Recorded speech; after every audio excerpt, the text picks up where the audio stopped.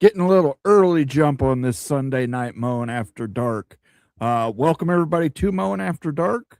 I am your host Mowing, joined tonight by Dan Gygax because Rock and Rant double booked himself. He booked himself on 2 shows, did not realize it till today, but we forgive him anyway, and we are going to allow full shit talking of the Miami Hurricanes all through the night since Rock isn't here to defend them. Say whatever you will about the Miami Hurricanes because we're going to talk ACC quite a bit tonight. And we'll touch a little base on our Moen movie recommendations. I don't know if you've been following along, Daniel. The last one I saw was Chuck Norris, and I forgot the name of the movie. And Invasion USA. Yes. We'll talk about that a little later. I have some thoughts on that. I hadn't watched it since I was a kid, and I have some thoughts on it. But let's say hello to some people who rolled in here. We start off with Buckshot Kid. Oh, hey, Moen and Rock. Well, Rock is being played by Daniel Gygax tonight. Hi. And he's in the Bay Area where they filmed the movie The Rock. Yes, they did. Kyo187, I believe that the fate of the ACC is going to be the same as the old Pac-12. I say the schools that want to leave should just announce they are departing. I want Notre Dame's independence over. You, me, and I think 90% of America want Notre Dame's independence over. But we'll talk about it. Evil Badger, Ryan Willie's in the house. Hope you're doing well, sir. Hope you're feeling better. Hi, CFM. Wisconsin got screwed last night. Had twice as many shots on goal, man. Twice as many shots on goal. You got to make them goals. I mean, I agree there was some questionable officiating, but at the end of the day, can't let the refs beat you. Movie Time Blues is in the house. He says, now that's an interesting development. The ACC had turned up its nose at adding UConn when that fits their old geography best. They failed to pull in Oregon, Washington, or Utah. I don't think Oregon, Washington, or Utah will have joined the ACC. No way. They were negotiating. Everybody was talking to everybody at that time. Right. So, yeah. Let's see. 5th, go Buckeyes. Outlaw Skies. He's 5th. Big Lubbock is 1st. Who needs to be in order? David Sabinosh is here. Good evening, gentlemen. Good to see you, David Scabinosh. The Nebraska Cornhusker, Scavin. Yes. Hello, gentlemen. Bob Swanger says, good evening, everyone. Good to see you, Bob. Penn State Nittany Lion. Old Dad is here. How you doing? We're doing well. It's Sunday. We're going to talk a little football, talk a little ACC. Should be fun. Manic Reactions is in the house. He said, what up, gents? Devil Frog says the ACC killed itself by adding SMU and Calford. Adding Cal and Stanford thought that they had to deal with the Big Ten. And Stanford said no, they didn't need Berkeley, just due to the fact that why take Berkeley whenever you really want Stanford? That kind of fell apart, and Stanford, Berkeley both said, okay, we'll join the ACC. There was a couple phone calls to the Big 12, but nobody returned phone calls back. So, yeah, let's be honest. Jack Swarbrick got Stanford and Cal into the ACC. Yes. It was once again Notre Dame exerting their influence over a conference they're not even a full member of. And it's a big reason that Florida State, Miami, and Clemson were not happy, along with North Carolina, but I know Miami did vote for it. So Caleb Ramirez says, hi, everyone. Good to see you, Caleb. Kuz's Corner. Good to see you, Kuz. He says, good evening. Miss Bulldog, Mississippi. I always want to say Mississippi Bulldog. He says, evening, Mafia. Good to see you. Ricky Tungate with the $5 super chat. Moen, love when you rib Greg. Trust me, Ricky, I've got a list of zingers on how cold Greg Flugar is. Greg Pfluger is so cold he puts his pajamas in the freezer to warm them up. That's how cold Greg Pfluger is. Greg Pfluger is so cold that when he goes grocery shopping, they're all frozen food aisles. He is the cooler forever, Ricky. Thank you so much for that $5 super chat. Let me go ahead and play a little Indiana sounder here for you now that we got the board charged up. We're going to play something different because the tablet is now starting up. And I know it's going to play some kind of ad because it's a cheap tablet. Let's play Ricky Tungate. He likes zingers. We'll do a little That's wee right. bad. That's right. We bad. That's right.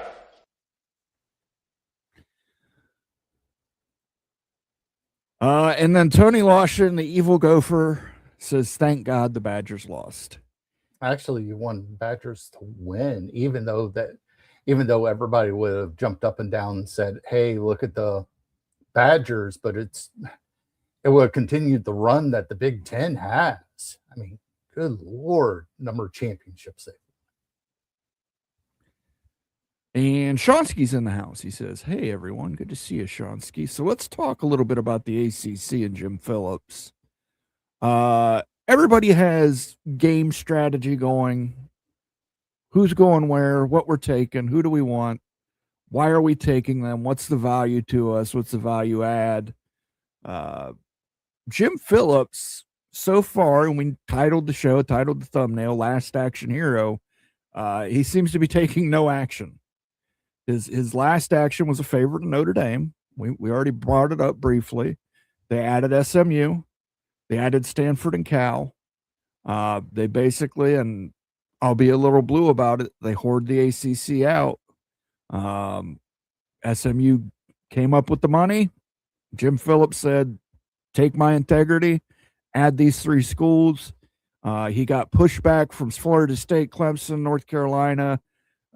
Miami relented. North Carolina State relented. And they had enough votes to get it in.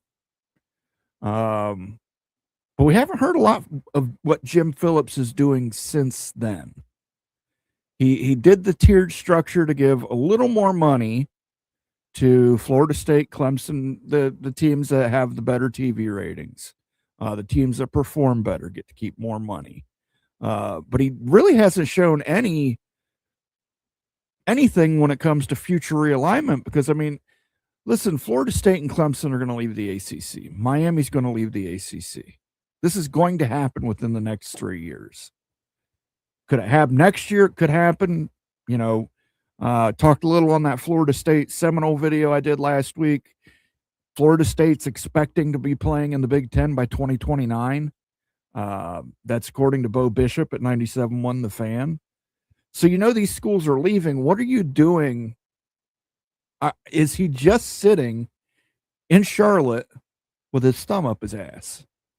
Or is he thinking about what he can do in order to get something going here? Because, I mean, look, Memphis offered the Big 12 $200 million to join. And they basically accepted a 5-year probationary period in the Big 12, where after 5 years, the Big 12 could kick them out. My question is, why isn't Jim Phillips being more proactive? And again, I don't know for sure, but I certainly haven't heard it from any of my sources, and I haven't heard it from any of Greg's stuff, but it doesn't seem like Jim Phillips is being proactive on the backfill. Why isn't he approaching Memphis and saying, "Hey, that $200 million can get you a slot in the ACC here in 2 years"? Why isn't he approaching Tulane? He might have. Here's the thing. We just heard it from the Big 12 side, and it leaked out. Memphis was offering the $200 million. It would not shock me if the ACC got the same offer. The problem is that maybe nobody wants to talk at the ACC. Everybody at the ACC offices, every athletic director, they're trying to figure out what their next move is. No one knows. I I did a short talking about UNC. You tell me what UNC does next, and I can sit there and fill in all the other boxes. I can give you all the other moves. The problem that you have is, number one, they did all this for FSU and Clemson. And, oh, yeah, by the way, Miami's the one that was the benefactor in all of it. Sure. So Miami is now looking around and saying, okay, what do we do? And Miami could probably announce tomorrow, hey, we're going to the Big Ten. It's such a mess with the ACC because the ACC needs to, love or hate your Mark, he's not afraid of a camera. He says, I'm doing what's best for the Big 12. Yes, he had the blow up between him and Cody Campbell. But guess what? Your Mark stated way he saw things with the Big 12. You hear nothing out of the ACC offices. You need to have at least somebody that can get in front of camera, especially a friendly camera. They've got their own network. So schedule something up with the ACC network. Some of the reporters you have there say, hey, how about we do a 30-minute sit down? At least it will clear up something. $5 super chat from Bulldog, Mississippi. Has Guy Gax done the film study for Invasion USA? I was on vacation last weekend. I was in Las vacation. Vegas. I didn't get a chance to watch it. I haven't watched it in, Lord, I bet you I haven't watched it in 30 years. I'll be honest with you. I haven't. We watched it and had a blast watching it, but it was based off of how, let me get this ad down, based off of how bad the movie was. Yeah. It is really just logic loopholes, very bad acting, but we'll get to that towards the end and we'll pick another movie for the next episode of Mowing After Dark. Thank you for the $5 holler. Let me get a little cowbell going here for my friend Bulldog, Mississippi. Media assets. Now I got to find cowbell. Cowbell fever. I got a fever. And the only prescription is more cowbell. There you go. Thank you, Bulldog, Mississippi. We will talk about it here shortly.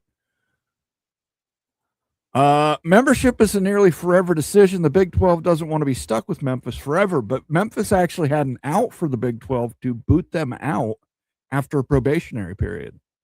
And there was, whenever the Big 12 were picking up the G5 at the time, there was a lot of discussion between Houston and Memphis. And Houston got the call. And I don't know who said what. I don't know the internal discussions. I just know that it was down between Memphis and Houston got it. Jim Phillips is following Silent Tony's lead. Listen, Silent Tony is not playing from behind. He's playing ahead. For a golf analogy, he's like 6-7 strokes ahead of everybody else right now. What I'm afraid of, Jim Phillips is going to get, and I love this, I'm going to coin a term, he's going to get Kliavkov'd. You remember Kliavkov? He was caught off guard by USC and UCLA. And after being caught off guard, he did nothing. He did nothing until maybe the last 2 to 3 months of the Pac-12 before it all imploded. Then he went to like an SMU basketball game. He made the comment, we haven't decided if we're going shopping in the Big 12 yet. Jim Phillips, if you're trying to scavenge or save some remnant of a power conference in the ACC, you can't be taking a back seat right now and just waiting for it to happen. Petiti doesn't have to talk. Yeah. Petiti can just sit there and have, hey, AD at wherever, hey, can you put this out for me? Or, hey, can you do this for me? Hey, can you do that for me? Oh, yeah. Hey, how much are we going to make on our new deal? Oh, yeah. Quite a bit. Big Ten's got money, and the Big Ten's going to get paid again in 2029. The ACC, nobody knows what's going to happen. And that's the thing. I mean, if Memphis is offering $200 million right now to join the Big 12, if I'm Jim Phillips, I'm telling Memphis, okay, give me the $200 million. And when a slot opens up, I guarantee you a slot in the new ACC. So at least then you have $200 million in your coffers that'll help cushion the fall for a lot of these ACC schools. You're right. We don't know what the new TV deal is going to be for Jim Phillips in the ACC. So right now, I think Jim Phillips needs to be aggressive. He probably needs to be the most aggressive when it comes to realignment. I understand what he did to try and placate Florida State, Clemson, Miami. That was a good thing. It probably prolonged the conference a few more years. But at the end of the day, those teams are leaving. They're not staying. They can't afford to stay, basically. It's not Jim Phillips, it's them. And they've got to do it. If you've got a power to invite, and let's say that you have to pay $80 million to leave, you're going to make that up fairly quick in the next couple of years. Certainly. You're making close to double in the SEC or Big Ten. You're not going to hang around. You're out the door. Yeah. It's not just athletics either. I've got a new Moen Confidential coming out this Thursday that'll be open to the public, not just members. But it's very interesting to see what joining the Big Ten does for certain schools and what it does for the Big Ten. But Jim Phillips, I think, got to be aggressive. He's got to be out there talking to Memphis. He's got to be out there securing Tulane. He's got to be UConn basketball powerhouse. I get it. You've got to be out there securing it. You're going to have to UConn football is awful. Yeah, UConn football is awful, but you know what? Any port in a storm. And UConn's got a good basketball brand, both men's and women's, so you might as well take it. But he's also got to figure out who's staying. Who is staying behind? Wake Forest is one. I think we can all agree Wake Forest is the one school that is not moving up from the ACC. BC. Boston College probably too. You're right. Boston College is another one that is not moving up from the ACC. SM one that's not moving up from the because the Big 12 doesn't need SMU, and the SEC and Big 10 are not going to return SMU's phone calls. Right. Then you got to look at what does Berkeley and Stanford do? Maybe Berkeley and Stanford are on the outside looking in. They're not going. The SEC's not going to pick them up. Their football brand's not big enough. Let's say the Big 10 picks up. Let's say they only pick up 2. They're at 20. They're like, we're good. Right. The ACC is not going to be able to poach Big 12, Big 10, or SEC teams. No. They're going to have a hand, but it's going to be based on how big of a scoop. But I think if you're Jim Phillips, you need to know what the core is right now. Yes. Here's my core ACC. Here's expansion candidates that can benefit the ACC. Obviously, you're going to have less money on a media deal. But I think you've got to get in line with these brands now. He needs to be talking to Tulane now. He needs to be talking to Memphis now. He needs to be talking to USF now. What happens to NC State? What happens to VPI? Right. And see, I don't think you can include them in the core. Yeah. Fergie brought up, let's say there's a best of the rest conference. He brought up Iowa State. I brought up WVU. Here's another one that we just don't know, and that's Kansas State. Kansas State is so loved in Kansas, but the problem is that KU is close enough to Kansas City, be part of that market, and Manhattan, Kansas is almost dead center. Yeah, and I don't know that I necessarily believe in a best of the rest conference. Yeah. I just don't. I think once the Big Ten and the SEC expand, there's not going to be a lot of value left in the ACC to try and. There's not going to be a core value driven thing within the ACC to pull schools away from the Big 12. I think the Big 12 probably expands by taking schools out of the ACC at that point. They'll be close to their new media deal, and because their media deal's up in 2031. Let's back it up a couple of years, so they might be, because they had to go to ESPN and Fox whenever they picked up the Four Corner schools and said, hey, we need to make these guys whole. Can you start the deal 1 year early? And they got everybody to agree. Yeah. So I truly believe you're going to end up with a Big 12. I believe the ACC is going to still exist. It's just, is it going to be in a format like the Pac-12 is now, where you have two traditional ACC schools like Boston College and Wake Forest, followed by backfills from the G6, G7, whatever G we're at right now.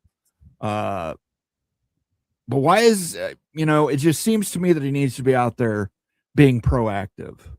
And I'm sure Yormark's being proactive. I'm sure Tony Petitti's being proactive. I'm sure, Greg Sankey's being proactive, talking to people. It just seems I don't hear anything about Jim Phillips. Sankey can just call into Feinbaum's program. Yeah. And just say, hey, we're doing this. Don't call us. Don't ask any more questions. And that's it. I mean, he doesn't have to talk much, but he does. Jim Phillips is on the puppet strings of Notre Dame. I don't disagree with that, David Sabinosh, but I think those strings may have been cut by Notre Dame. Notre Dame is not going to stick around to help Jim Phillips out. And Jim Phillips is going to realize that he is on a boat with holes all over the place, and he just keeps putting Band-Aids on it, sticking corks in it, just temporary fixes to try and keep the boat afloat. Needs to come up with some kind of long-term solution to solidify the ACC, in my opinion.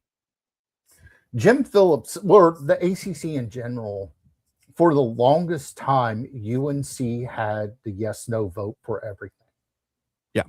It's the All Carolina Conference. Yeah.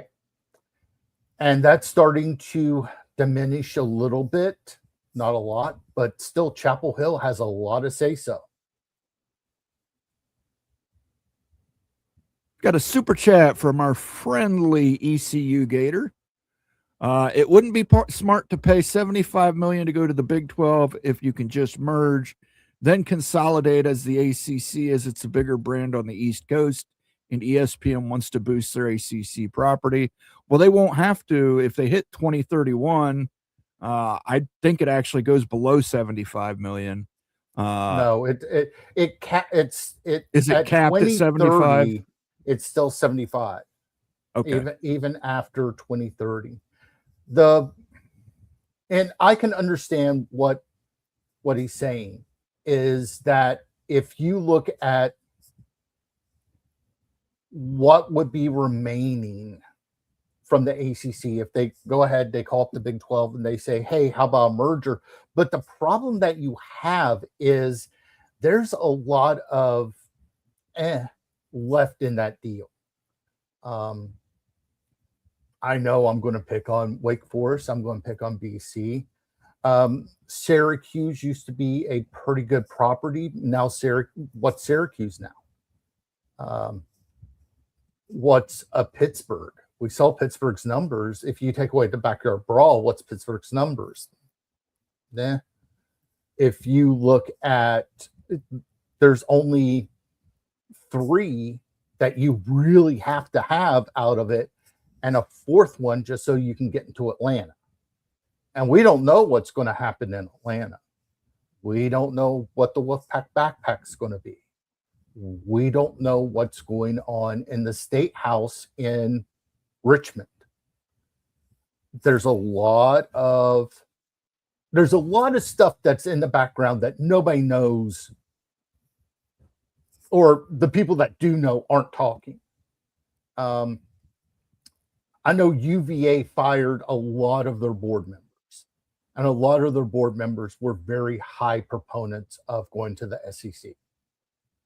Let's say, like I said, let's say that the Big Ten says, okay, Notre Dame, hey, we're in, and we want, say, Miami, or pick somebody else. That's it. It all depends on how deep or how far does the Big Ten go in picking up schools? That's a question. And that's going to be dependent on how governance shakes out here. If they go into their own bunkers and decide to play only themselves and et cetera, et cetera, et cetera. But as to this, Kenneth Manor, I would bring up, it's $75 million in 2031, but we don't know what the media deal is going to be for the Big 12. And we also don't know what the media deal is going to be for the ACC. Is ESPN going to continue to pay the number that they're paying?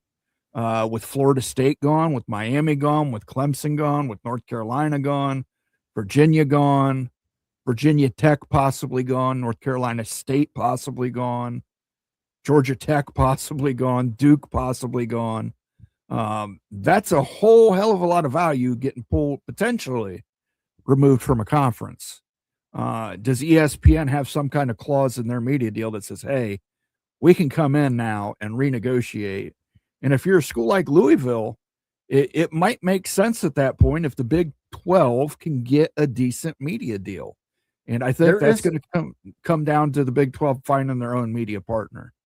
There is a composition clause that you have to have blank number of members in the ACC for that deal to continue to 2036.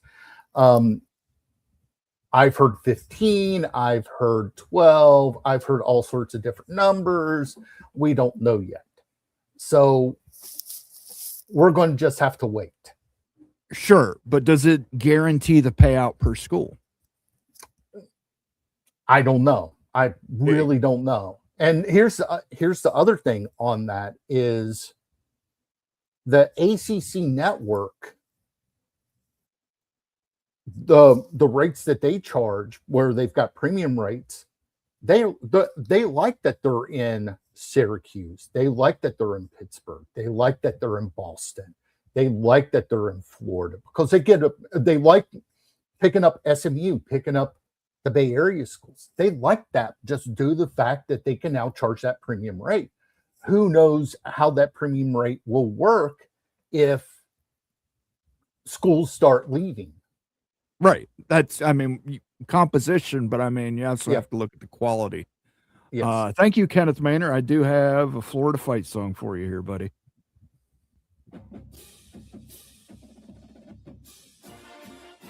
Well, maybe if I turn the volume up, you'll be able to hear it. I'll play that for you. Well, you know what? I'll double up on you. I'll give you a pirate, too. Do what you want because a pirate is free. You are a pirate.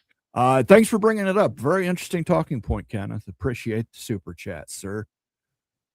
By the way, if anybody else wants to leave a super chat, super sticker, become a member, gift a membership, you can do all of that by clicking the little cash icon at the bottom of the chat window. But most importantly, give us a like. If you're new here, give us a subscribe. If you're watching over on Twitter/X, hop on over to YouTube, give us a subscription.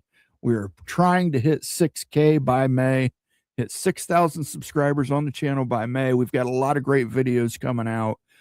Ute and I recorded a video earlier today. That'll be coming out this week. Daniel's got a short coming out tomorrow. And then on Thursday, I've got that Mowing Confidential that will be publicly available. That is a very special Mowing Confidential, asking if the price is right for the Big Ten. And I think you'll find some of the financial data in there very interesting. So let's get back to some more comments here. I want to get back up top where we were. Manic reactions. Jim Phillips is following George Kleofkoff's lead. Exactly. Well, at least George ended up with go in front of a camera. Jim Phillips won't. Well, George got a golden parachute too, and I don't know that Jim will. Jim might get a lead anvil. That's true. Who gets in the Big 12 first, Memphis or UConn? If Brett Yormark had his way, UConn would be in today. Yormark is a basketball guy. He has pushed that. And it's more than just the basketball, it's the market. South Florida would work in the ACC? Absolutely. Absolutely. You'd have to.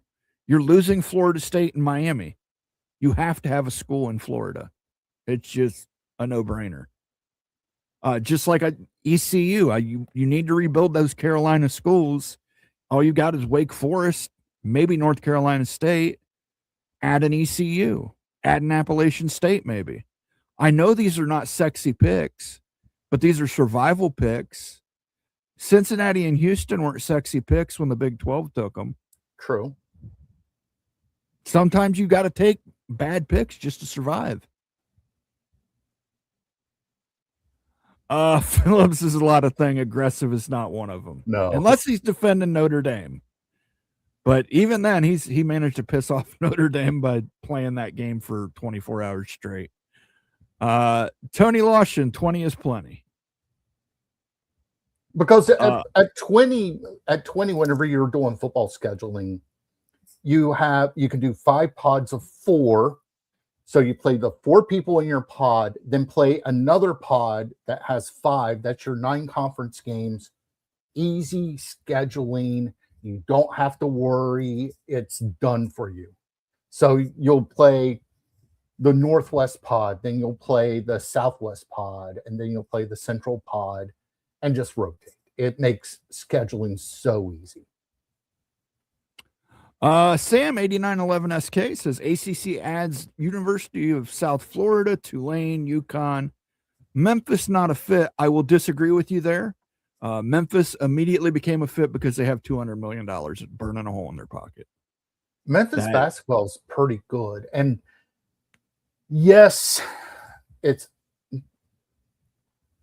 one of the smaller markets that have one of the teams out of the Big Four professional leagues. But Memphis basketball is pretty good, and they are spending money to rebuild the Liberty Bowl. So that right there, I think Memphis will get a nod if an ACC comes calling. I think especially if you're going to keep SMU, Cal, Stanford within the ACC, you have to expand. You have to put some more Western markets together. And I think Memphis is a good Western market. I think Tulane's a good Western market. Yes. And there's a couple other ones in there. I'll leave this one for you. Patrick says, what about West Virginia? Wouldn't they jump to the ACC given the chance? I've always joked over the years, the original reason why the ACC formed in 1953, it was the old Southern Conference before that. And West Virginia was a part of that Southern Conference. They joined in 1950. My joke always was the reason why the ACC formed was so that they didn't have to get beat up by WVU. Actually, it was more that the Carolina schools wanted to consolidate their power. It all fell into Duke, UNC wanting to consolidate power because there were other schools in the conference that were voting against them. So they said, okay, we'll take these 8 schools in the Carolinas and go ahead and form our own conference. Now, West Virginia has been talked to go to the ACC on more than one occasion. 1991 was one of them. And that's whenever the Big East was formed. Before the Big East was formed, there was discussions then. But also there was discussions with WVU and the Southeastern Conference. This is before the Southeastern Conference was the absolute juggernaut that they are right now. And whenever whenever Boston College, Miami left, and originally it was supposed to be Syracuse. That was in 2003. WVU was going to be a part of that with Virginia Tech, so that would have been 5. Well, what happened was Virginia Tech got wind of everything that was going on, went crying to the governor, saying, please get us out of the Big East. We're tired of WVU beating us up. And Syracuse was the one that was voted, okay, we're not going to let Syracuse in. In 2011, whenever Pitt and Syracuse were admitted, and basically that kind of killed off the Big East, WVU was the one that said, hey, what about us with the ACC? And they're like, well, we don't have a spot for you right now. WVU went ahead and jumped the gun and joined the Big 12. About a year later, Louisville was invited to the ACC. So the ACC has said no to WVU on more than one occasion. Do I think if there's an invite today, do I think that anybody there at WVU will pick up the phone? They might pick up the phone to hear them out, but they're not going to say yes. There's too many question marks with the ACC for WVU to leave the Big 12 to go to the ACC right now. Now, let's say that the Big 12 starts getting poached. Maybe. I don't know. It just depends on what's remaining in the ACC, what's remaining in the Big 12, and what the TV contract is going to be for both. Absolutely. In my opinion, if conferences go with unequal revenue sharing, you could see teams moving from the Big 10 and SEC. Which the ACC has. Big 10 is going to be difficult because of the Academic Alliance, Yes. Cancer Research Consortium. Even if Ohio State's making 70 and Minnesota's making 30, Minnesota is not going to leave the conference. They'll take their 30 and be happy with it. And, you know, again, check out the video on Tuesday, Sean. I believe that's when Uta's going to release it. Lots of interesting stuff in there. It is Big 10 specific, and we do talk about the bottom parts of the Big 10 and how they can get where they need to get to. Mavs TCU, thanks for joining us. Mavs TCU, good to see you. He says the ACC invites Washington State, Oregon State. Not a bad idea. Not a bad idea. Especially if you've got still have Berkeley and Stanford. If you've got Berkeley and Stanford, why not Pullman and Corvallis? Right. But Corvallis is probably going to be okay. Pullman, the academic issue might come into play. But I listen, I don't think the ACC can stay that pure academic conference anymore. I don't. They're going to have to take teams that don't necessarily meet the criteria they have now. They picked up Louisville. Yeah, that's because Mitch McConnell threw a fit. Yeah, Mitch McConnell. I heard a rumor between Mitch McConnell and Joe Manchin whenever they were talking about the Big 12, and Mitch McConnell blew up because he found out that Joe Manchin was the one that was helping WVU get to the Big 12 whenever Louisville was making phone calls too. Yeah. ECU is ACC ready. I agree. Football first school impacts in the fans. Easily a top tier team upon entry. About to open a new indoor practice facility. I 100% agree with you, Kenneth Maynor. And I think if Jim Phillips has not made that phone call yet, I need to know why. That's a great fan base, by the way, with ECU. Yeah, they show up for their football games. I mean, same thing can be said about Appalachian State. Yep. Appy State's building sits, I want to say 33, and they're at ECU, I want to say 47. Kenneth Bayner's probably going to correct me on that. And how's that Cincinnati Bengals indoor practice facility going? It's an overpass. Oh, we got a bubble now. We got a bubble underneath the overpass. I know. You're saying Tiger High has questionable academics. I think he's talking about Memphis there, but yeah. Again, I think, look, beggars can't be choosers. You're not going to have a lot of high quality academic candidates available to you. You're going to have to take a dip on some of these academics if you want the ACC to survive. This is no longer about academics with some of these conferences. I mean, the number 2 conference in America, do you think that they give a whit about academics? They don't care. They're looking at 100,000 seat football stadiums and saying, let's go.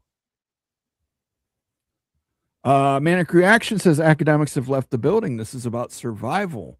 Boise State is in the Pac-12. Unthinkable 5 years ago. Exactly. Listen, when you're in survival mode, ask the Big 12. I mean, they took Houston, they took Cincinnati. BYU was a great ad for them. I'm not going to say anything bad about BYU, but the other 3 ads were questionable in terms of the value they brought to the conference. But it was enough for them to survive. And with that survival, it was also enough for them to gobble up the 4 corner schools and significantly improve their status as a power conference. They picked up 4 AAU schools. Yep. They picked up basketball blue blood in Arizona for sure. Colorado with Deion Sanders has really bolstered their viewing numbers. I know Deion has kind of been up and down as a coach, but I mean, when you go to talk to media partners, you're going to be able to show that's going to raise your numbers. Having Deion there in Utah. Well, we won't even talk about Utah. Well, we don't know how Morgan Scalley's going to do year one.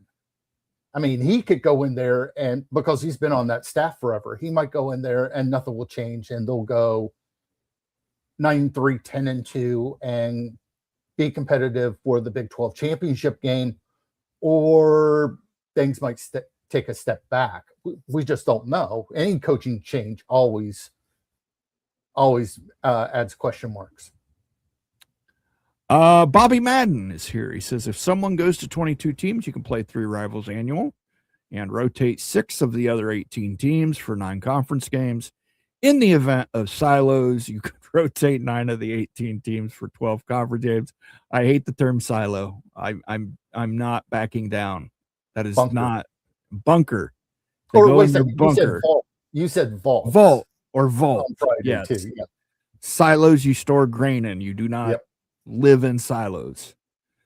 Fergie says Denver had the mojo and the goalkeeper. He did have the goalkeeper. Wisconsin could have been called for a dozen more penalties, more shots, but less goals.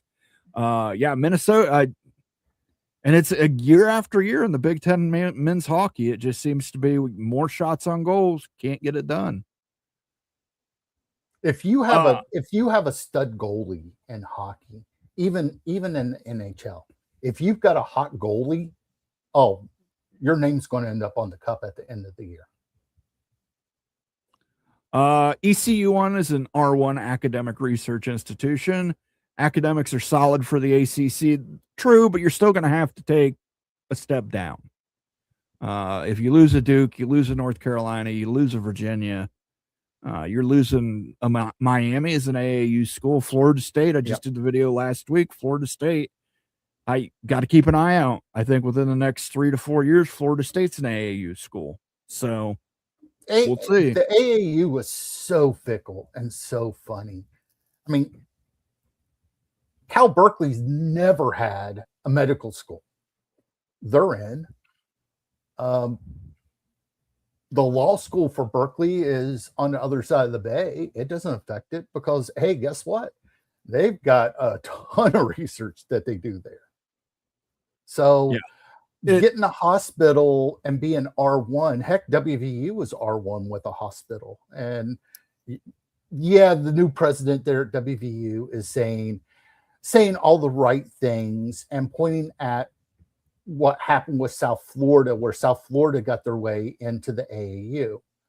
The problem that WVU has is the name West Virginia. They could have the best academics in the world. AAU probably won't vote for them. It is. It's a good old boys club. Yeah. And it's almost who you know and not what you know. I mean, heck, they got in, what was it? UC Irvine, UC Riverside, and UC Santa Barbara into the AAU. None of those places have med schools. And guess what? It was all done because Berkeley asked. Yes, but med schools and medical research is about the easiest research, other than engineering research, that you can get for a campus. Yes. So it is a shortcut into the AAU. Iowa State is a perfect example. Iowa State knew they were going to be kicked out. They left. They didn't have a Yes. med school. All they had, most of their research was ag-based, some fossil fuel stuff, but they left. So it is about who you know. Compo's crazy thought of the day: in 5 years, North Dakota State will be members of Big 12 football. You want to That know is a something? crazy thought. That's crazy. You want to know something? I've heard crazier. And if you sit there and tell me that North Dakota State, Fargo, I don't know what the seating capacity is there, but we're looking at that they probably would have to double the size of the building, because I want to say place only sits like 18 to 20,000. I think North Dakota State is going to be very successful in the Mountain West. And I think they probably could win the Mountain West this year. Very good possibility. But we'll see.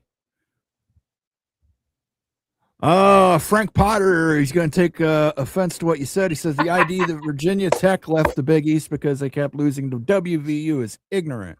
Virginia Tech was 9-5 over WVU while in the Big East and was just a far better football program. Found the Hokie fan. Yeah, he's not wrong. That was the golden era of Beamer ball. Frank Beamer had a great team there in Blacksburg. And I know you've been out to Blacksburg. I've been there a couple of times. And getting talent to Blacksburg, you're pulling people from the Tidewater, you're pulling people from DC to get in there.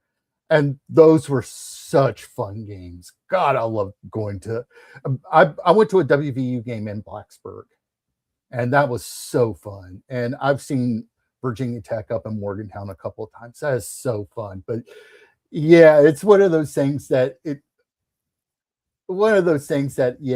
I had to say it just to find a Hokie fan. Listen, Virginia Tech, man, I think that James Franklin hire, I know he struggled in the Big Ten to win a big game, but in the ACC, look out, man. He's got a lot of good players. That is the smartest hire that Virginia Tech could have done, because we're talking about Franklin being up at Penn State is recruiting the same areas as Virginia Tech. Yeah. So you're recruiting. Well, a lot of the Penn State recruits flipped. And then you had a bunch of them enter the transfer portal to follow James Franklin. So, probably not this year, but next year, Virginia Tech could. I'm going to call it 2027. Virginia Tech's in the ACC championship game. I'm calling it for this year. I think Virginia Tech Miami is your ACC championship game. I think James Franklin is that good of a coach. Now, will he win that game? He does tend to suffer at big games. Not going to lie. True. He had an issue against Ohio State. He had issues against Michigan. But, it is what it is. Since the UCF and Houston were added to create stability, not because of their big value, absolutely true. The Big 12 needed stability to keep the hateful eight in place. This was done long before the Pac-12 imploded. You're about absolutely right. Before, a year and a half before, and they got stability, and that stability, that 18 months of stability, let them poach basically the four corner schools. They poached Colorado first, and then they got the other three.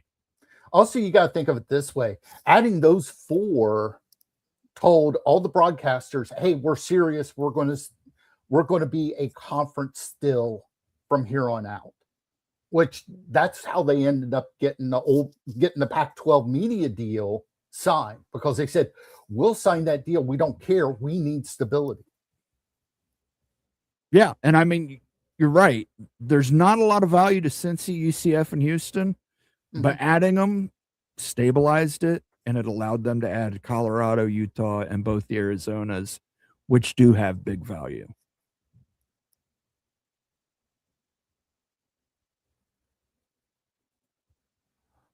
ECU would be the lowest ranked ACC school. I don't know what you're talking in terms of rank, in terms of academics.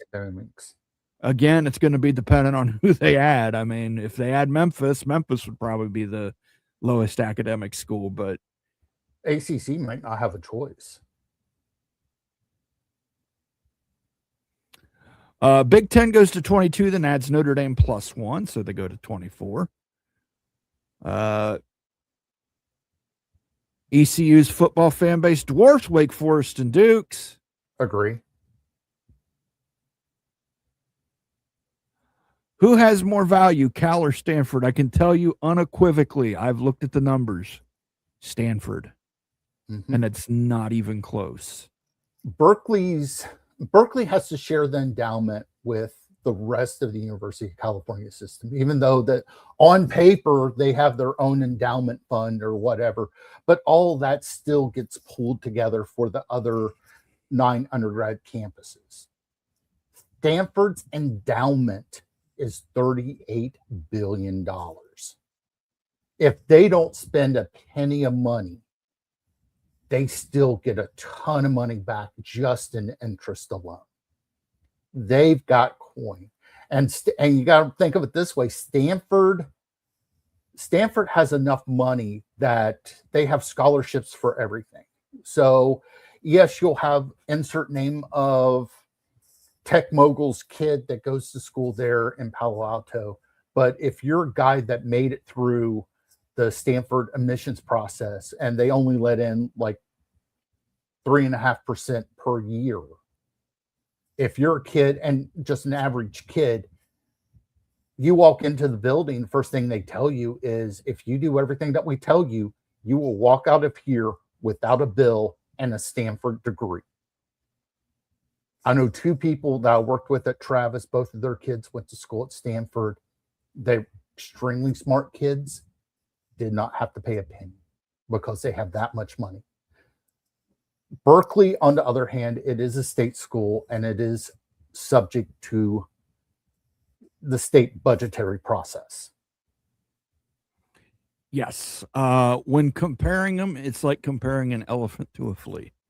Yeah. It's that massive. Thank you for that super chat, Capo. I forgot to play you a sounder. Here you go. Yeah, it was. Huh?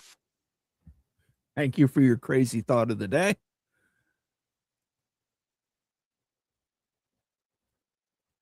Kenneth Maynard says ECU has a great med school and does a lot of important maritime research in the Outer Banks. They do. Fergie's in the house. He says, agree with Moen. Best of the rest has to happen before anyone goes to P2. Need an Amazon to say to Notre Dame and the next 15 to 19 top brands to buy in and form the 3rd top league. Not going to happen, Fergie. Not going to happen. I don't know if Amazon wants to go all in on college athletics. They have a couple games here and there. They've got the Thursday night package with the NFL, which, oh yeah, by the way, the Department of Justice is looking into that right now because it's behind a paywall. But I mean, let's get right down to it. Amazon's got the cash. I mean, if you want to go ahead and fight Amazon, good luck. They're sitting on somewhere around the $150 billion cash on hand. But I don't know if it's viable, especially with Notre Dame. Notre Dame's going to Notre Dame. They don't care about anybody else except for Notre Dame. So the fact that Notre Dame's brought up in this, maybe, but the thing is, Notre Dame's going to want their own deal out of this. They're going to want like a special deal with a large broadcaster, be it still the NBC deal, which we don't know what's going on with NBC, be it, let's say, a CBS deal, but we don't know what's going to happen with the Paramount Warner Brothers deal. So we just don't know what Notre Dame's going to do, but Notre Dame's going to Notre Dame. Yeah, and there's not enough value in the top brands to compete head to head with the Big Ten or the SEC. No, you're still looking at, I'd probably say half, because that's what at least. Yeah, at because least. that's what the Big 12 is getting, and the ACC is getting about half what the value of the SEC or Big 10. Right, and the Big Ten and the SEC is currently trying to renegotiate their media deal. Yes. Once that happens, the Big Ten will then renegotiate or extend their media deal, and trump that number. I believe Amazon probably will be a part of that. I think Amazon is probably going to get a Big Ten game or an SEC game, maybe. They got. I don't know that. I tend to agree with Daniel Fergie. I don't know that Amazon wants to be all in on a professional sports league, which is basically what that would be. That would be basically the sole broadcaster of. I think the best case scenario, again, for either a best of the rest or the Big 12 is for the Paramount Warner Brothers Discovery deal to get killed. And then you can have Turner Sports bid on it. Because we don't know we don't know how they're going to get spun off. Okay, I'm going to give you inside baseball. The Attorney General for California is throwing a fit right now, does not want this deal to go through with Paramount and Warner Brothers Discovery. The people at Warner Brothers Discovery, first thing they said is like, okay, we'll move to Atlanta. We've already got offices in Atlanta. We can headquarter in Atlanta. So instead of being headquartered there in Burbank, they're out of town just so that they can get away from the regulatory issues that they have with the state of California. That's the only person that right now that is trying to put a stop to it. The federal Department of Justice and FTC, they don't care. Well, that remains to be seen. It still has to come up for approval from the government before that can officially happen. And David Zaslav gets away with like $828 million. Yeah. And meanwhile, my stock is in the shitter. Kenneth Maynor, if ACC implodes and UNC, Duke, North Carolina State, I'll go power to. It may be wiser for the Big 12 to take ECU over Wake for football value. Good travel partner for UCF, West Virginia. I don't think no. Here's the thing. I don't see ECU or Wake going into the Big 12. And no, I love the Pirates. The problem is that do they have $35 million in media brand value? I don't think so.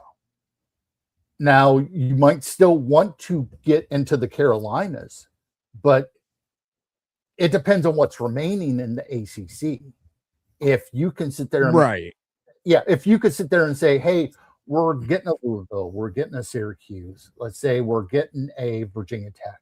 I did not see UVA on there, but let's say UVA is still available, then you might be able to get UVA and VPI. I don't know. We just don't know what's going to happen. Like I said, I love ECU. But does ECU bring $35 million worth of media value? I don't know. I might ask Bob Thompson that. Yeah, here's my thing, and I've brought it up a couple times. You don't fill up on bread. You go out to eat at a restaurant, you don't fill up on the bread. There's if Louisville is still out there and there's a viable possibility for the Big 12, if Pitt, Syracuse, some of these other schools, those might be more. Again, they would have to buy their way out, but at some point, you might have to look at it and say it's an investment in our brand that we pay $75 million and we go play in the Big 12, which is going to be the number 3 league. And, especially if the governance model ends up being the Big 12, the SEC, and the Big 10. True. But thank you for the super chat. And I'll give you a little drunk Joe Namath because we haven't played that one in a while. I couldn't care less about the team struggling. Good old Joe. I could see the Big 10 taking Notre Dame +1 and holding it 20. Then the SEC might take UVA, UNC, Florida State, and Clemson to match 20. Big 12 takes Miami, Virginia Tech, North Carolina State, Georgia Tech, Pitt, and one more to go to 24. I don't see that. Let me explain.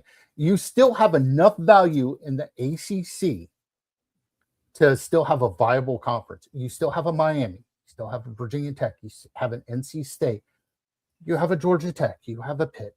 I don't see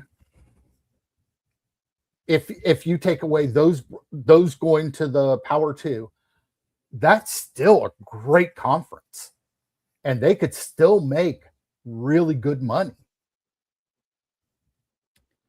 Here's my problem. Miami is not going to go to the Big 12. No. And I will explain why. Miami is viewed very favorably by the Big 10. They want to get a foothold in Florida. If the SEC took Florida State, Miami would be their best bet for a foothold in Florida. I think they would grab it. Notre Dame +1 would probably be Notre Dame plus Miami at that point. Yeah. They want to get into Florida very badly, which is, like I brought up in the members only video, you could see a Florida State Miami combination. They may want to get into Florida that bad. So the rest of them, Virginia Tech, North Carolina State, Louisville, Georgia Tech, Pitt, completely could see that. Maybe add Syracuse in there, get you into the New York market. If you're not going to give Brett Yormark what he wants with UConn, give him Syracuse, get you into that New York market. But yeah, I don't see Miami getting passed over. It's too big a brand, especially, the money they're spending now on football. That's going to be a powerhouse team for years to come. So.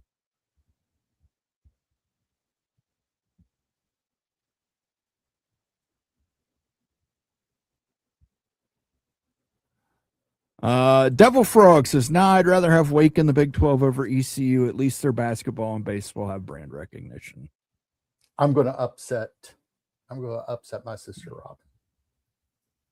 Wake Forest athletics is not good. Every once in a while, they'll look pretty good in basketball. They'll look pretty good in baseball. Their football is atrocious. They have the smallest stadium in the Power 4 there in Winston-Salem. And they can't even get people to show up there. It is good seats still. They give away so many tickets. Yeah, they pay. Wake Forest is not a viable candidate for the Big 12.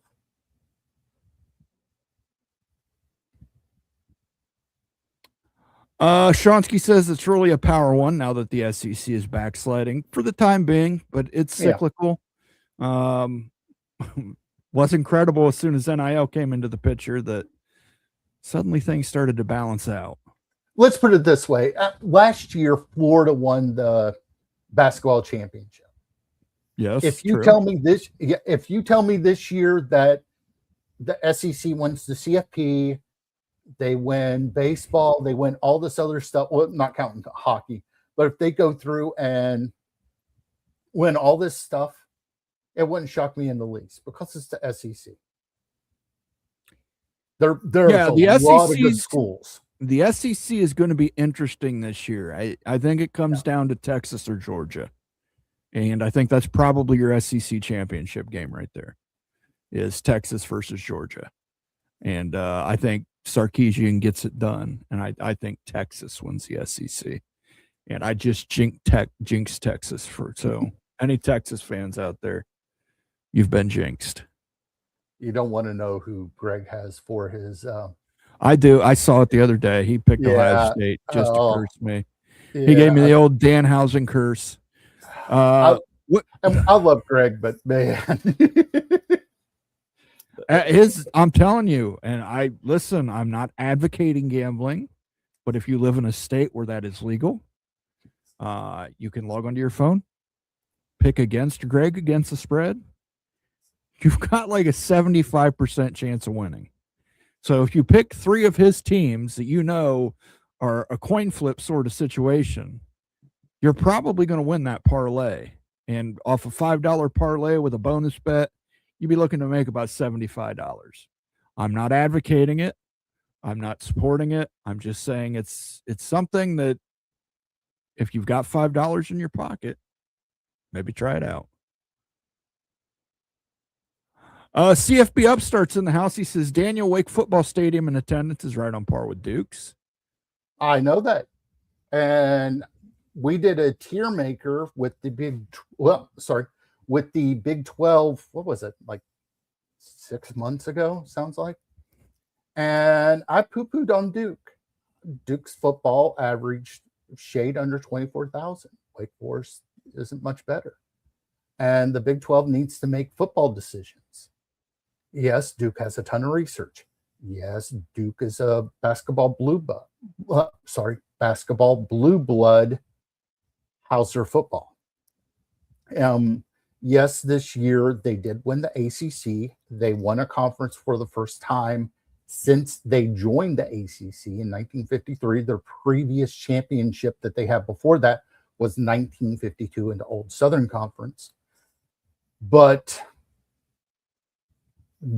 Duke isn't viable for the Big 12 just because the Big 12 is looking at different metrics than what the Big 10 is. Big 10 wants that research money. Big 12 doesn't care.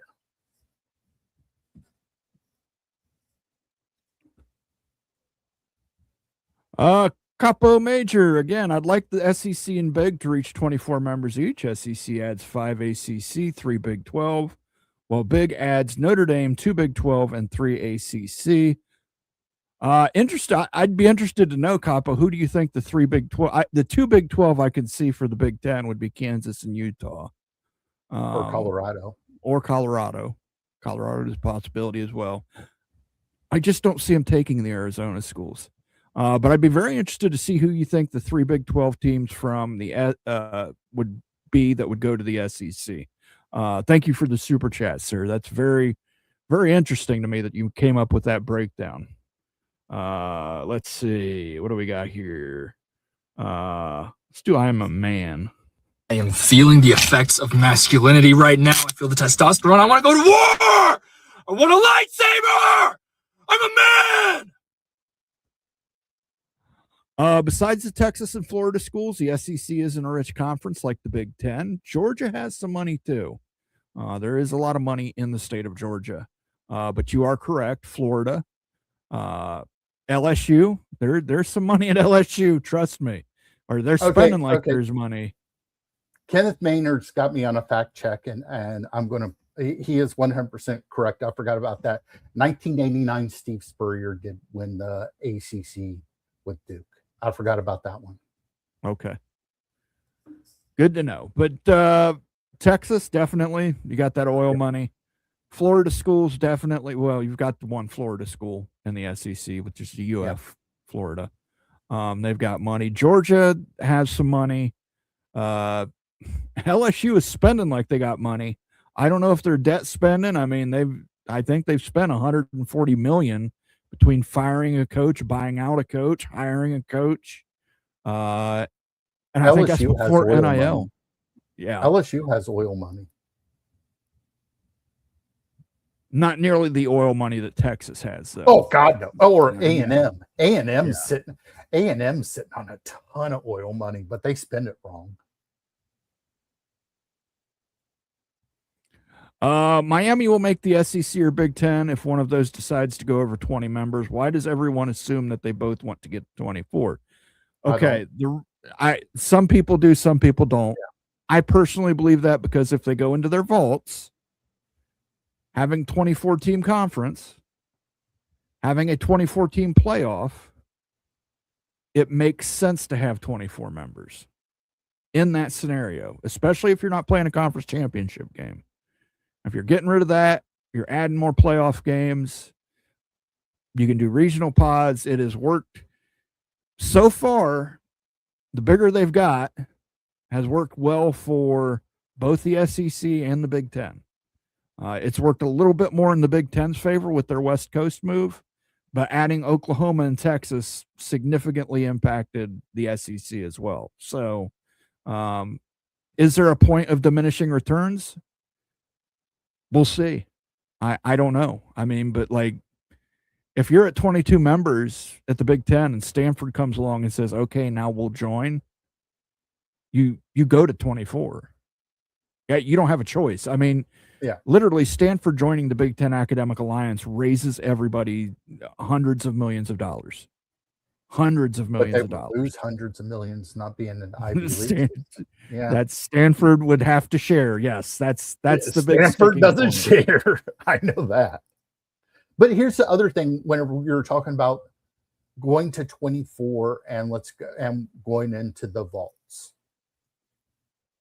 what does Ohio State do whenever they have to face the politicians there? Whenever they say, "Sorry, we're not playing Akron, Kent State, Ohio, Miami anymore."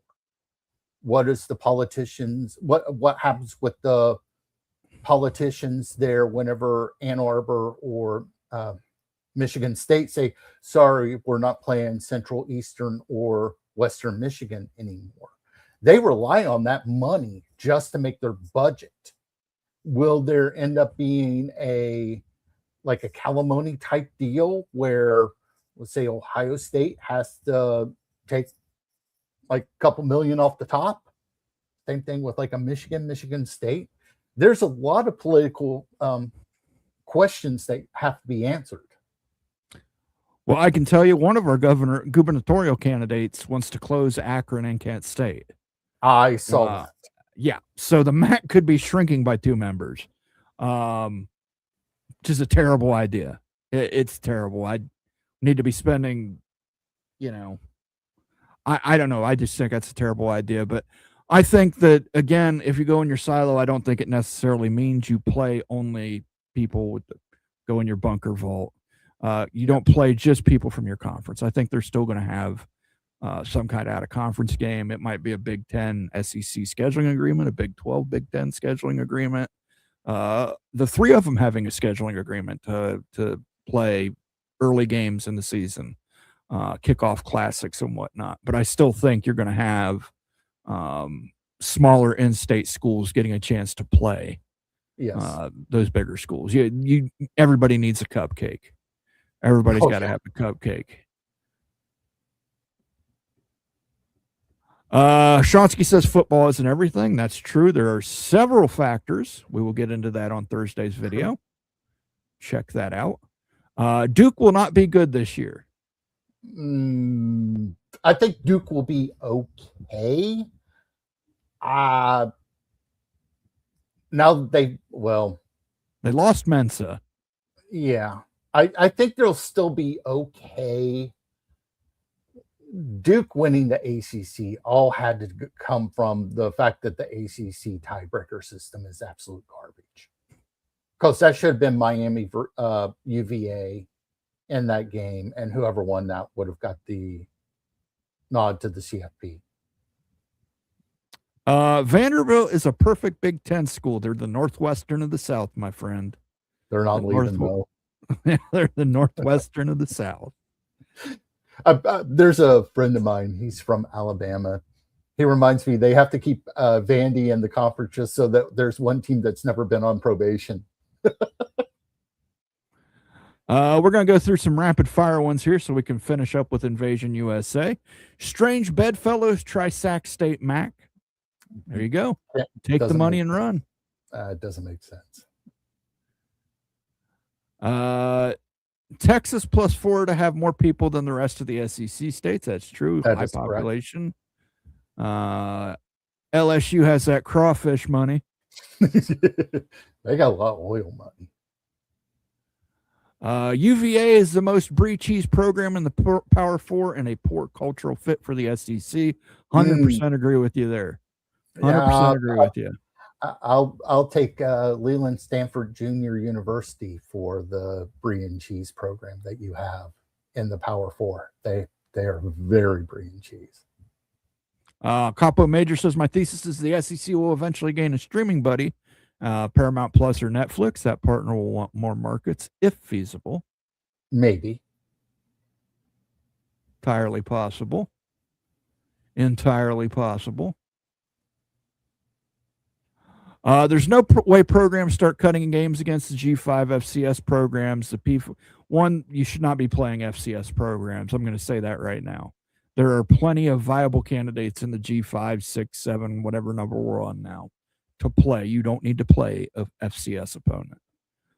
And I am for the Big Ten moving to a mandatory Power 4 game as well. A lot of them do it just to help the like smaller schools that they have in the state. Like University of Kentucky plays a lot of FCS schools that are there in the state. Kenneth Maynard points out that SEC North Carolina would be the third largest state in the SEC if UNC is added. Yes. UVA sold out the Luke Combs concert last week. It was the first sellout of that stadium in a long time. Hey, they did well last year. I mean, again, maybe it's a flash in the pan, but they signed Tony Elliott to an extension. So I will say Tony Elliott has done a bang-up job there at UVA. Yeah, it's not an easy place to win. No. It's like what Kurt Signetti did at Indiana. I'm not to the level Kurt did, but yeah, it's nice to see a coach come in there and put in a winning atmosphere. How would the SEC get a streaming partner and get rid of ESPN Plus? They already have a streaming partner. It's part of their deal. Well, when you renegotiate your deal, you're going to, if you expand, Shooter, you're going to have more volume and more things to sell. So if you add 4 schools, that gives you 4 times 12 more football games a year. Roughly, you have to figure out the out-of-conference stuff, but that's 48 more games. So let's say out-of-conference, couple games, you still got 40 new games that's not part of that deal. The Big 12, whenever they added the 4 corner schools, they ended up asking ESPN, hey, can we spin off some of these games? Brett Yormark got Turner Sports to pick up a couple of them. They got CBS Sports Network to pick up a couple of them. So there's a lot of inventory out there. So if you're going to put everything on an ESPN Plus, great. But whenever you renegotiate the contract, the SEC can say, hey, Amazon, hey, Apple, how much money you want to give us? All right. Now on to the movie talk. Hopefully everybody, the movie that got picked last week was Invasion USA with Chuck Norris, R.I.P. Daniel did not watch it. I don't know if Rock watched it. It was on Amazon Prime was where I found it and watched it. One of the funniest movies, if you just, it's one of the funniest movies you will literally ever see. Chuck Norris's acting is somewhere between mannequin and statue. His emotional range is 0. He just, this guy has, the main villain has nightmares about Chuck Norris. And so he pulls up to his cabin to kill him, proceeds to shoot up the cabin and just assume he's dead, leaves. Chuck Norris finds the plucky female news reporter love interest. There was about 0 charisma between those two. And the whole plot of the movie is this guy just starts causing chaos. And somehow, with like 200 guys, he creates chaos across America. He pulls up in a police car that's got no light bar, doesn't sit, and just has police like magnet on the side of it. And they shoot some people. And they're like, the cops did it. Let's revolt against the cops. And it's like, it's the most ridiculous action movie you'll see. It is no, like, it has no redeeming qualities other than just a bad 80s action movie. I can't believe we sat through all of it, but we were busting ourselves up. You know, it's one of those movies where if you can kick back, watch it, and appreciate it for what it is and when it is, it's a great movie. To check that out. As for next Mowing After Dark episode, I don't know what movie we should pick. I might put a poll. I think I'll put a poll on the community tab on the YouTube channel, and we'll figure it out from there. But got another super chat for Fergie. Moen, I love Chuck Norris, but that is a terrible movie. 1 hour, 47 minutes of life gone. Prequel to Red Dawn plus Die Hard. How did that poor girl stay stuck out that truck window so long? 18% Rotten Tomatoes score. I want to know who's giving it the 18%. Because it is awful. See, Fergie, you nailed it. It is a terrible movie. But like I said, if you could watch it and just appreciate the time and where it came from, but I mean, Chuck Norris, his emotion, I mean, literally Arnold Schwarzenegger's emotional range in The Terminator was more emotional range than Chuck Norris put forth in this movie. Like, he literally they blow up his house and he just like crawls out and brushes himself off. Bulldog, Mississippi is recommending The Running Man. I like that. God, I haven't seen that forever too. We're talking about the old Running Man, right? We're not talking with about Richard Dawson and Schwarzenegger. Yeah, that's a good one. Running Scared. I don't think I've ever seen that one. Oh, it's got wait a second. Running Scared with Tom Cruise. He's saying with Billy Crystal and Gregory Hines. Yeah, that one was an 80s. That one's great. That one's a great movie. That's hilariously funny. That's Billy Crystal at his best. They're cops. It's supposed to be like their last run. They're about ready to retire to go down to the beach. That's another movie I haven't seen in probably 30 years. Yeah, I don't think I've ever seen that one. I don't think I've ever seen that one. But it's so not like it's not Running like a Man movie, though. It's okay. not like So a cult movie though. Here's the theme for next week. We're gonna do running movies. Okay. We're gonna do The Running Man, Running Scared, or Run Ronnie Run. Those are the three movies we're gonna pick from. I'm gonna start the poll here. Okay. We'll do the poll here since it's a Mowing After Dark thing.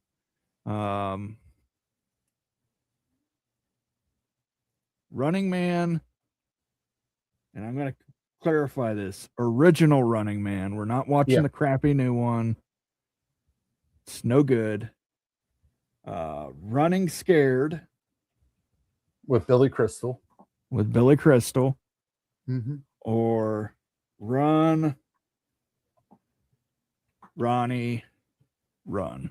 That's Odenkirk and Cross, if I'm remembering. That is David Cross and Bob Odenkirk. Yeah. That's where the sounder.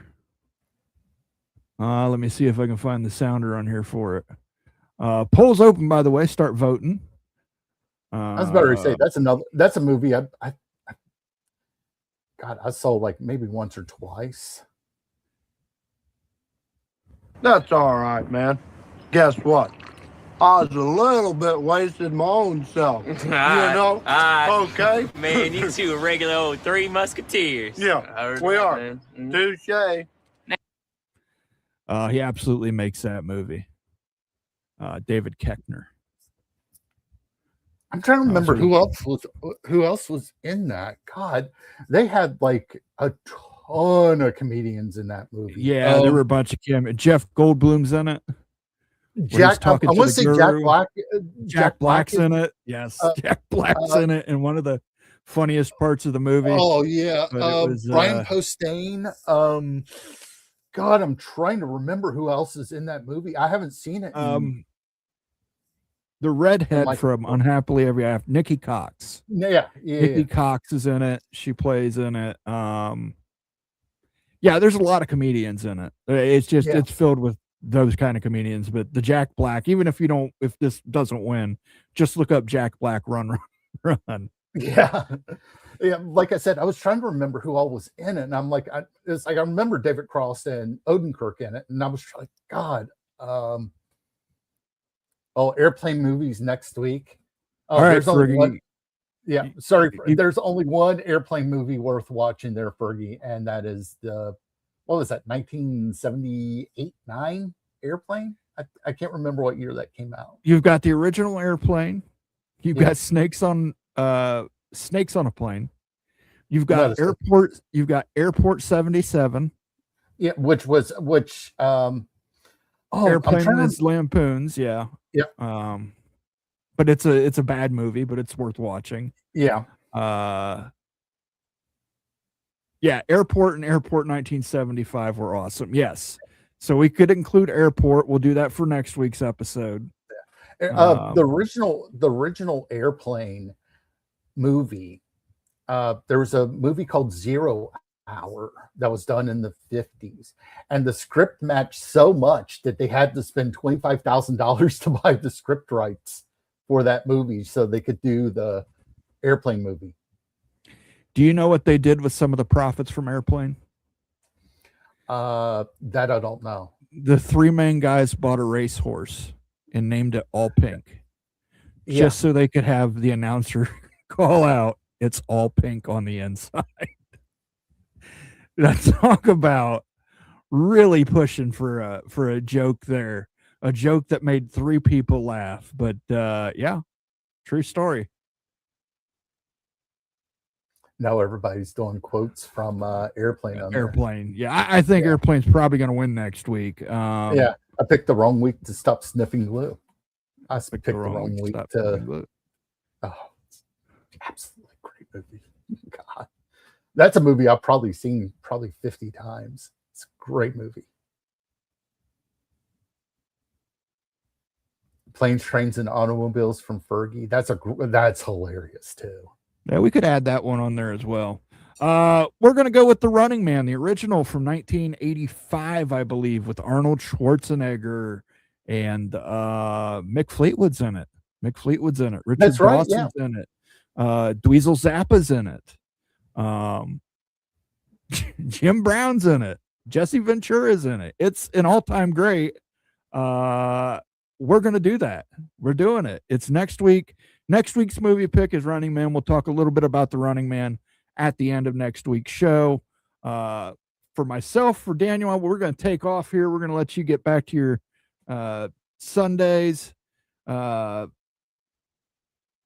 let me give a thanks to Ricky Tungate, Bulldog, Mississippi, Kenneth Maynor, Capo Major. Appreciate Fergie. Appreciate all the super chats we got tonight. Those help us keep the lights on here. We do appreciate it. I want to thank Daniel in particular for subbing in for Rock at a last moment. It was a short notice thing, and he was able to do that, and I appreciate that. Schedule for this week, just a reminder that there will be a short release tomorrow from Daniel. Tuesday will be Utes video on the Big Ten viewing numbers. And Thursday we'll have Moen Confidential. Is the price right for the Big Ten? So definitely want to check that out on our March for 6K by May. If you're new, you're watching on Twitter X, please consider coming over here, giving us a like and a subscribe. That'll help us out tremendously. And we appreciate everybody, and everybody have a good week. Try not to work too hard. Until next week, peace out.